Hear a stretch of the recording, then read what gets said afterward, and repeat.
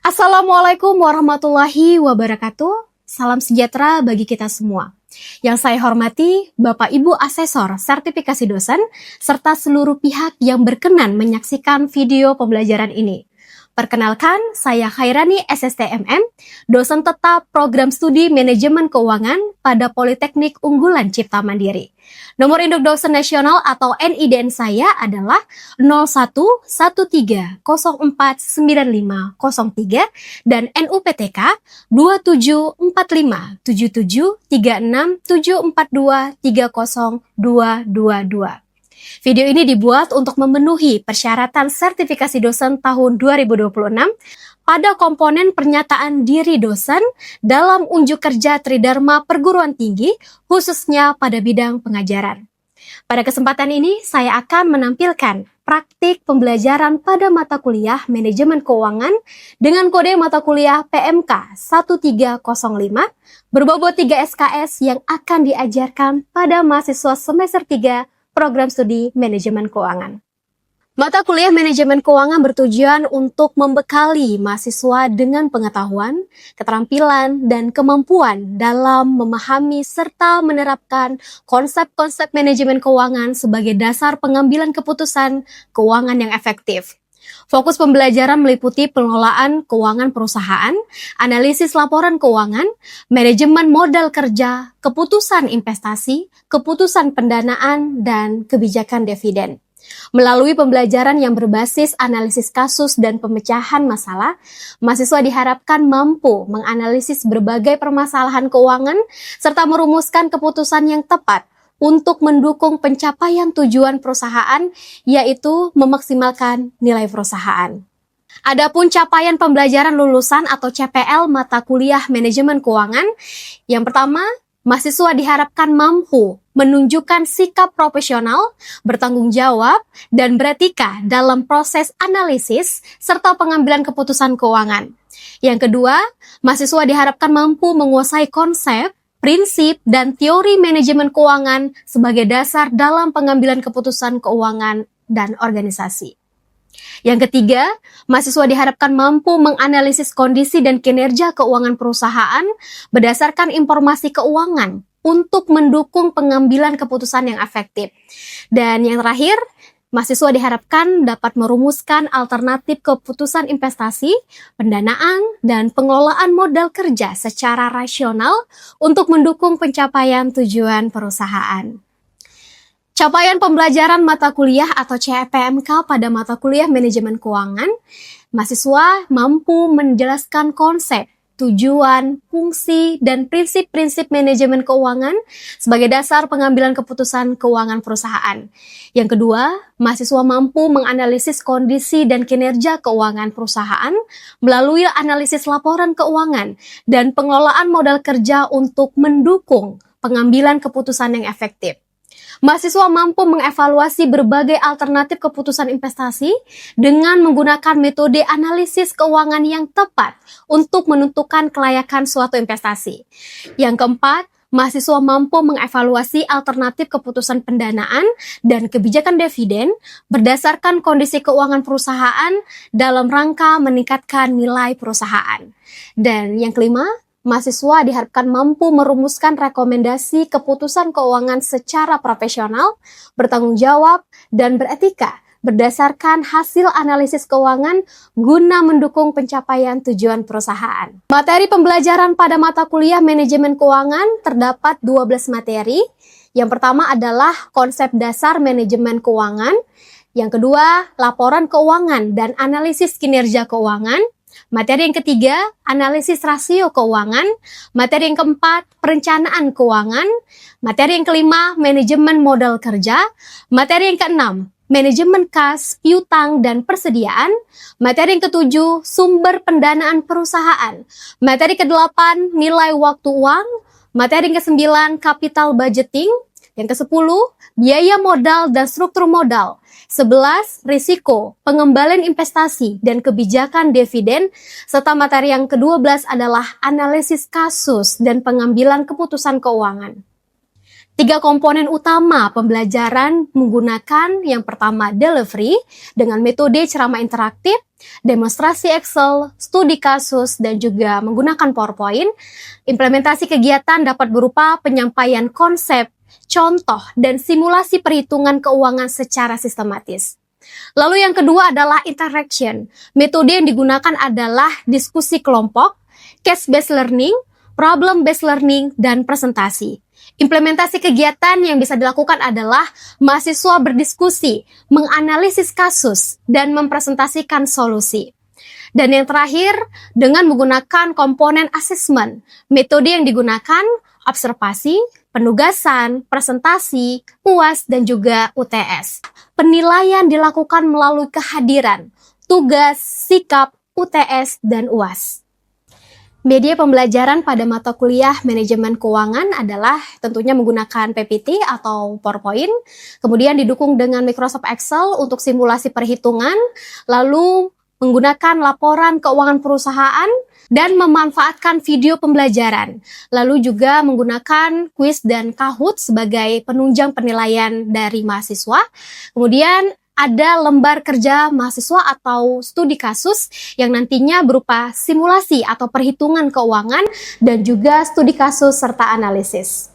Penilaian dilakukan secara komprehensif untuk mengukur capaian pembelajaran mata kuliah atau CPMK dari mata kuliah manajemen keuangan. Ada beberapa komponen yang dinilai. Yang pertama adalah komponen penilaian kehadiran memiliki bobot 10%. Kemudian tugas memiliki bobot 20%, kemudian sikap memiliki bobot 10%, UTS memiliki bobot 25%, dan yang terakhir adalah UAS memiliki bobot penilaian sebesar 35%. Bapak Ibu Asesor, berikut saya akan tampilkan praktik pembelajaran pada mata kuliah manajemen keuangan pada pertemuan ke-9 dengan topik capital budgeting. Terima kasih atas segala perhatian Bapak Ibu Asesor. Wassalamualaikum warahmatullahi wabarakatuh. Selamat pagi semuanya. Pagi. Gimana kabarnya? Luar biasa. Oke, baik. Sebelum mulai aktivitas belajar mengajar, mari kita berdoa menurut agama dan kepercayaan masing-masing. Doa dimulai. Doa selesai. Hari ini kita sudah sampai di pertemuan 9. Sebelum ke pertemuan 9 ini, di pertemuan minggu lalu, kita sudah membahas materi mengenai time value of money. Masih ada yang ingat apa itu time value of money?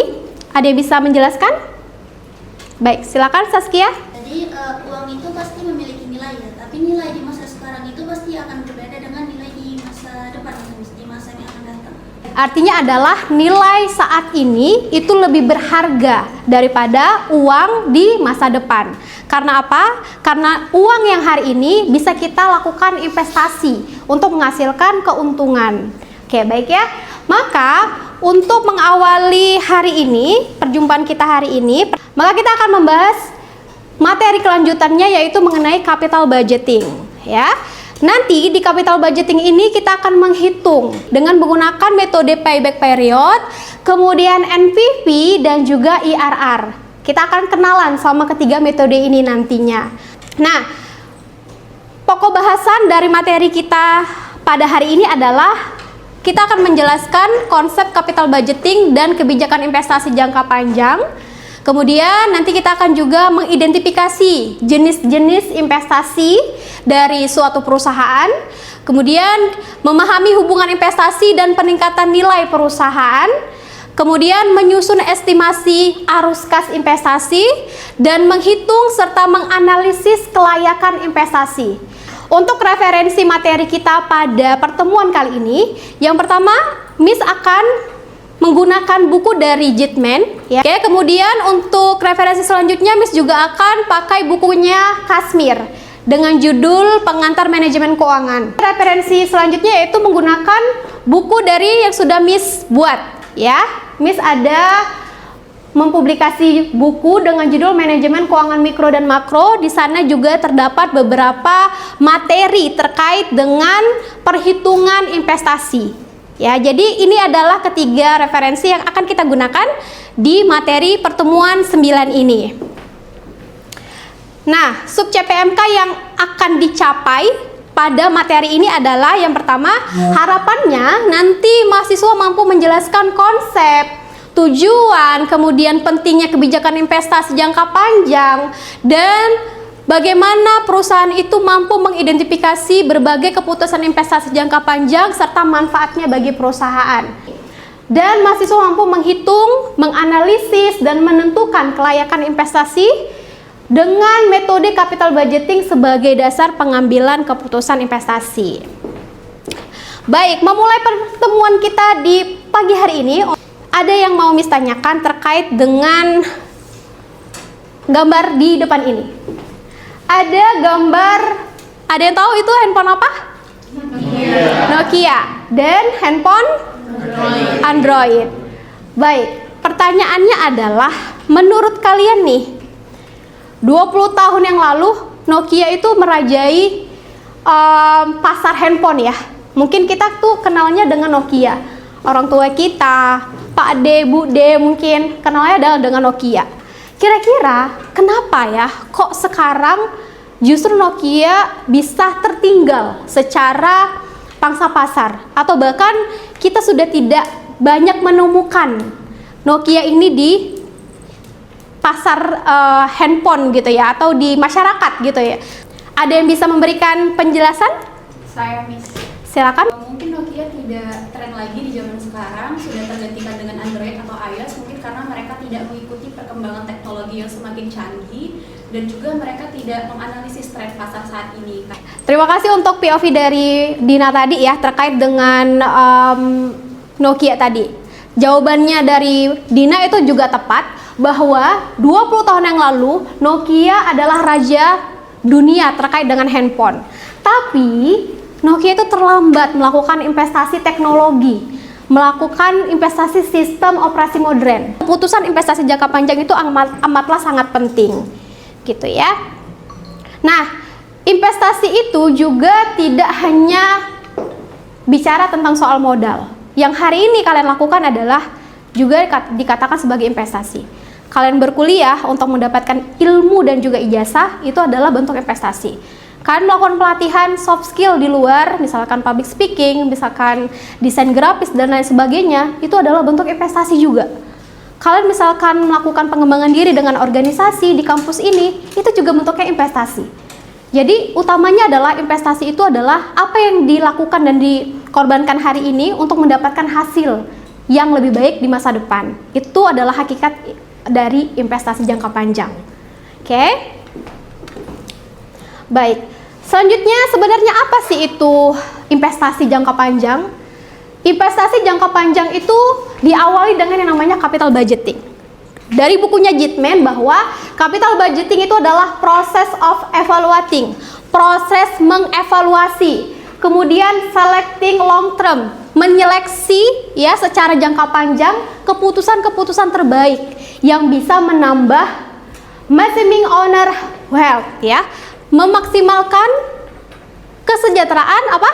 Pemegang saham. Nah, lalu dari capital budgeting kita akan memahami sebenarnya yang dimaksud dengan investasi jangka panjang adalah proses kegiatan penanaman modal dana perusahaan pada aset atau proyek yang memberikan keuntungan atau manfaat yang paling baik untuk perusahaan kita. Nah, untuk keputusan investasi jangka panjang tentu ada berbagai macam contoh ya. Ada yang namanya investasi real, ada investasi aktiva tidak berwujud. Kalau berbicara tentang investasi aktiva real, tentu hal-hal yang bisa kita lihat. Contohnya apa? Gedung, mesin, apalagi? Pabrik, apalagi? Tanah. Yang sifatnya bisa dilihat, ya. Tapi ada juga investasi aktiva tidak berwujud. Contohnya apa? Hak paten, merek dagang, ya. Software. Jadi kalau misalkan sekarang kita bicara tentang brand ya, ayam geprek Bensu ya, kenapa bisa sampai ada perselisihan? Itulah tadi ya yang namanya merek dagang. Ketika kita sudah berhasil memprovide dan mengembangkan satu merek dagang tertentu, dan itu adalah aset untuk kita. Jenis-jenis keputusan investasi ya. Yang pertama adalah expansion project. investasi itu bertujuan untuk memperluas usahanya. Jadi contohnya kalau misalkan kita udah punya usaha, terus kita buka cabang baru, atau kita membuka atau membangun pabrik baru, itu termasuk ke dalam contoh expansion project. Ada lagi yang namanya dengan replacement project, mengganti aset lama dengan aset baru. Misalnya Pak Budi tuh, Pak Budi adalah pengusaha kopi ya, dia punya coffee shop seperti itu. Dia coba mengganti aset lamanya dengan aset baru. Asetnya berupa mesin kopi yang lebih modern atau lebih canggih. Itu termasuk ke dalam replacement project. Lalu ada yang namanya new product project atau mengembangkan produk baru. Ya, contohnya misalnya Samsung mengembangkan smartphone berbasis AI misalnya. Ada yang namanya strategic investment, yaitu investasi dengan tujuan jangka panjang. Contohnya seperti Amazon berinvestasi pada cloud di komputer kita. Kemudian ada ESG investment. Ini berkaitan dengan lingkungan, sosial, dan juga pemerintahan. Baik. Nah, untuk proses capital budgeting itu sendiri, maka kita akan mengenal beberapa metode nih. Salah satu metodenya adalah payback period atau PP. Nah, payback period ini adalah metode yang digunakan untuk menghitung berapa lama sebenarnya kita bisa balik modal ketika kita menginvestasikan pada satu investasi tertentu, gitu ya. Jadi dengan kata lain sederhananya, kapan balik modal kita bisa terima nih dari proyek yang kita investasikan, gitu sederhananya, ya. Nah, tujuannya apa? Tentu kita bisa mengukur kecepatan pengembangan investasi. Supaya tahu nih di tahun keberapa kita bisa balik modal. Lalu menilai risiko investasi. Bisa juga menentukan likuiditas dari proyek dan membandingkan alternatif proyek investasi. Jadi kalau dalam perusahaan tuh biasanya dihadapkan dengan beberapa pilihan ya, pilihan proyek. Dan kita bisa menggunakan payback period atau metode payback period untuk menentukan mana proyek yang paling cepat balik modalnya. Yang kedua ada yang namanya NPV atau Net Present Value. Nah, ini adalah selisih antara nilai sekarang atau present value seluruh arus kas yang masuk dengan investasi awal. Nah, kalau payback period tadi, dia tidak menghiraukan konsep time value of money. Dia hanya mengidentifikasikan kapan usaha itu akan balik modal. Tapi kalau NPV itu akan menghitung atau memperkirakan dari konsep nilai uang itu sendiri. Itu perbedaannya. Kemudian juga ada metode yang selanjutnya, yaitu IRR. Nah, IRR atau Internal Rate of Return itu adalah tingkat diskonto yang membuat NPV-nya itu nanti sama dengan 0. Gitu ya. Nah, IRR ini adalah metode yang bisa menunjukkan keuntungan yang sesungguhnya pada satu proyek, gitu ya.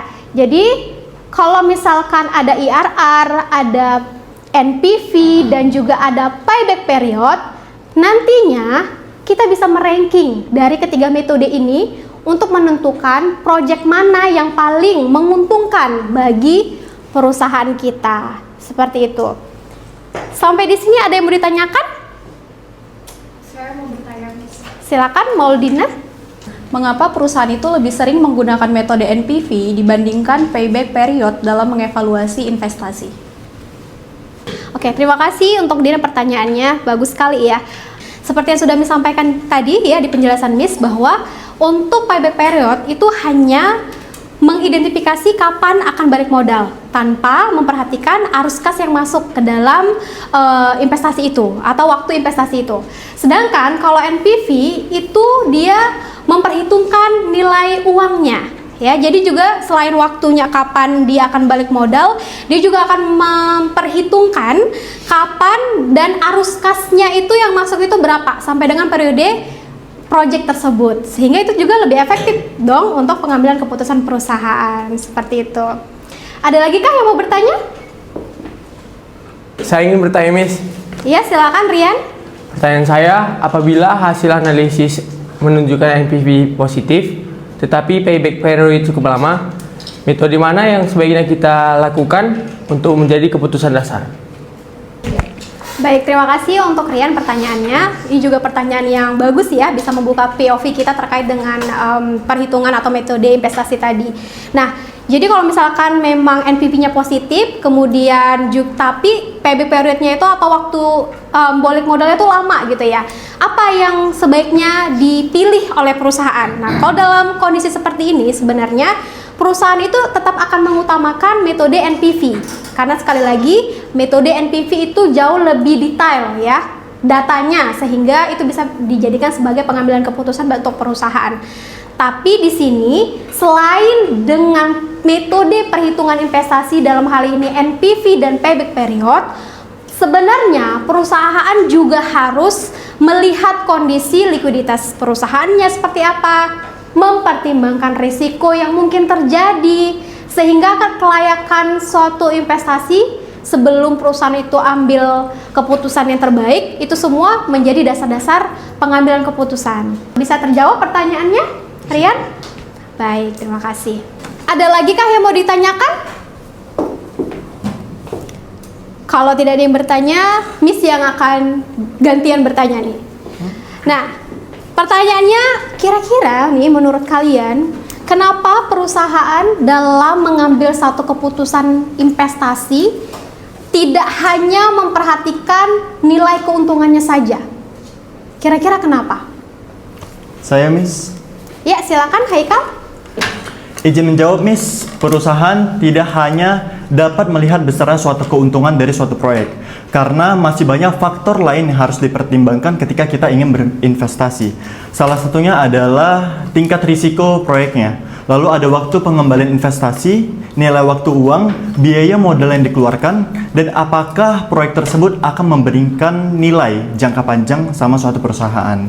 Jadi ketika ingin berinvestasi, seharusnya memerlukan analisis yang secara menyeluruh, tidak hanya melihat keuntungannya saja.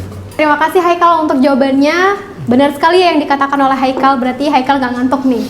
Kenapa perusahaan itu tidak hanya harus mempertimbangkan, tidak hanya melihat besaran keuntungan suatu proyek saja, tetapi banyak sekali aspek yang harus dianalisis.